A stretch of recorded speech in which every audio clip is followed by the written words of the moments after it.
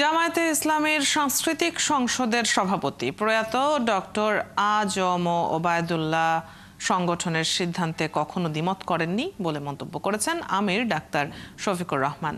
সকালে এই জামায়াত নেতার স্মরণ সভায় একথা বলেন আমির। এ সময় দেশীয় সাহিত্য ও সংস্কৃতি অঙ্গনে ডক্টর ওবায়দুল্লাহর অবদানের কথা তুলে ধরেন। দেশের সংস্কৃতি ও সাহিত্য সম্প্রসারে তার ভূমিকা ছিল অনন্য বলে মন্তব্য করেন। অনুষ্ঠানে উপস্থিত ছিলেন সংগঠনটির কেন্দ্রীয় সেক্রেটারি জেনারেল এ.টি.এম. মাসুম, কেন্দ্রীয় গবেষণা কমিটির সভাপতি সাইফুল আলম খান মিলন, ঢাকা মহানগরী দক্ষিণের আমির নুরুল ইসলাম বুলবুল সহ সংগঠনটির শীর্ষস্থানীয় নেতৃবৃন্দ। গত শনিবার দিবাগত রাত 12টা 50 চট্টগ্রামের একটি বেসরকারি হাসপাতালে মারা যান ডক্টর ওবায়দুল্লাহ।